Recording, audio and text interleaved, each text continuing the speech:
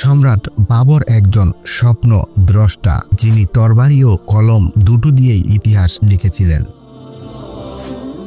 আজকে আমরা জানব মুঘল সম্রাটের প্রতিষ্ঠা সম্রাট জহিরুদ্দিন মুহাম্মদ বাবরের কথা। ছিলেন একজন বীর সেনানায়ক, সাংস্কৃতিক প্রেমী, কবি ও দক্ষ শাসক। তার জন্ম 1483 সালে বর্তমান উজবেকিস্তানের আন্দিজান শহরে। তার পিতা ছিলেন উমর শেখ মির্জা, তিনি তিমুর লং এর বংশধর, আর মা কুদলুক নিগার কানম ছিলেন চেঙ্গিস খানের বংশধর। অর্থাৎ বাবর ছিলেন তিমুর ও চেঙ্গিস এই দুই বিশাল সাম্রাজ্যের উত্তরাধিকারী, যা তার চরিত্রে সামরিক গৌরব ও শাসক সুলভ দৃঢ়তা এনে দিয়েছিল।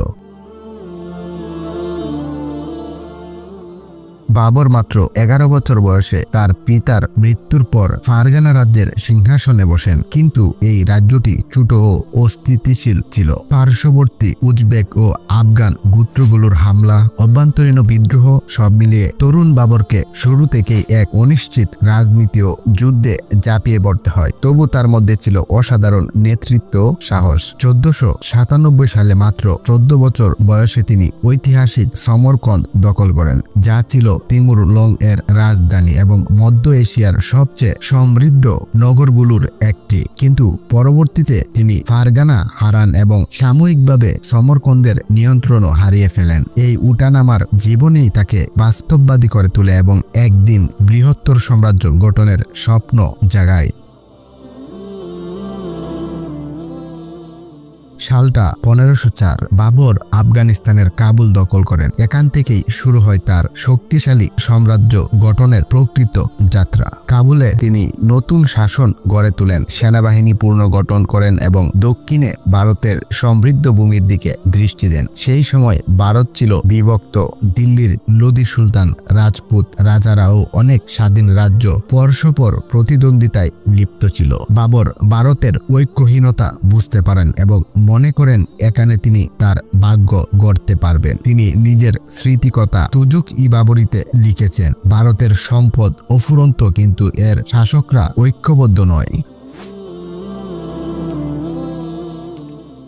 1526 সালে দিল্লির সুলতান ইব্রাহিম লোদির বিরুদ্ধে বাবর তার চূড়ান্ত অভিযান শুরু করেন। 12,000 সৈন্য নিয়ে তিনি পানিপথে পৌঁছান, যেখানে লোদির প্রায় 1 লাখ সৈন্য ও 1000 হাতি ছিল। কিন্তু বাবর তার তুর্কি কৌশল ও আগ্নেয়াস্ত্রের দক্ষ ব্যবহার দিয়ে ইতিহাস বদলে দেয়। 21 এপ্রিল 1526 সালে গঠিত হয় প্রথম পানিপথের যুদ্ধ। বাবরের সেনারা কামান ও চলমান প্রতিরক্ষা ব্যবহার করে লোদির বাহিনীকে সম্পূর্ণভাবে পরাজিত করে। ইব্রাহিম লোদি নিহত হয়। এই যুদ্ধের মাধ্যমে ভারতে মুঘল সাম্রাজ্যের ভিত্তি স্থাপিত হয়, যা পরবর্তী 3 শতাব্দী ভারতবর্ষ শাসন করে। দিল্লি দখলের পরও বাবরের লড়াই শেষ হয়নি। তাকে রাজপুত নেতা রানা সাঙ্গারের মতো শক্তিশালী প্রতিদ্বন্দ্বীর মোকাবেলা করতে হয়। 1527 সালের কানওয়ার যুদ্ধেও বাবর তার কৌশলগত দক্ষতা প্রমাণ করেন। জয়লাভের পর তিনি আল্লাহর কৃতজ্ঞতা প্রকাশ করেন, মদ্যপান ত্যাগ করেন ও ইসলামী মূল্যবোধের প্রতি আরো অনুগত হন।